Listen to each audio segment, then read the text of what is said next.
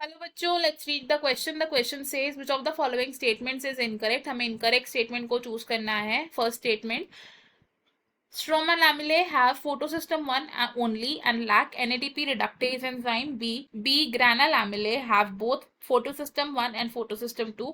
C cyclic photophosphorylation involves both photosystem 1 and photosystem 2.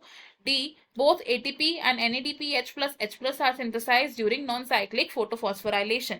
इस question में हमारा की कॉन्सेप्ट होगा फोटोफॉस्फोराइलेशन,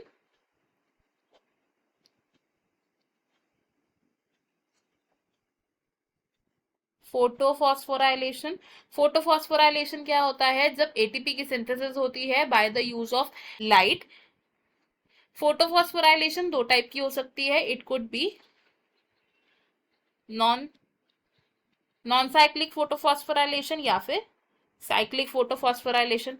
नॉन साइक्लिक फोटोफॉस्फोराइलेशन होती है in the grana lamellae and cyclic photophosphorylation होती है इन द स्ट्रोमा लैमिले. सबसे पहले अगर देखें नॉन साइक्लिक फोटोफॉस्फोराइलेशन के बारे में, तो नॉन साइक्लिक फोटोफॉस्फोराइलेशन में इन्वॉल्व होते हैं both photosystem 1 and photosystem 2.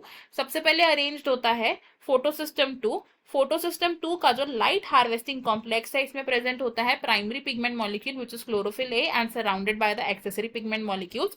Photosystem 2 accept करता है लाइट ऑफ 680 नैनोमीटर एंड जब इस पर लाइट आएगी बियॉन्ड 680 नैनोमीटर तो एक इलेक्ट्रॉन पेयर यहां से एक्साइट हो जाएगा and it will reach the primary electron acceptor of photosystem 2.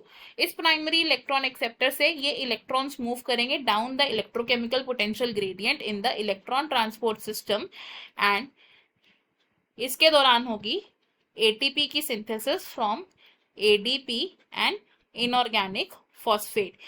ETS के बाद ये इलेक्ट्रॉन्स फर्दर पास ऑन होते हैं to the light harvesting complex of photosystem 1. ये एक्सेप्ट करता है लाइट ऑफ 700 नैनोमीटर, इसलिए इसे कहते हैं P700.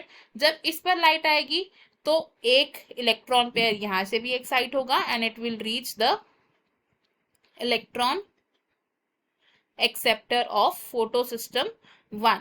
इस इलेक्ट्रॉन एक्सेप्टर से इलेक्ट्रॉन्स फर्दर पास ऑन होते हैं टू फेरिडॉक्सिन जो रिड्यूस कर देता है NADP पॉजिटिव को इनटू NADPH+ में. एंड इस तरीके की नॉन साइक्लिक फोटोफॉस्फोराइलेशन को हम जेड स्कीम भी बोलते हैं. नेक्स्ट अगर बात करें साइक्लिक फोटोफॉस्फोराइलेशन की, तो साइक्लिक फोटोफॉस्फोराइलेशन में सिर्फ फोटोसिस्टम 1 ही इन्वॉल्व होता है एंड ये कहां पर होती है? In the stroma लैमेले.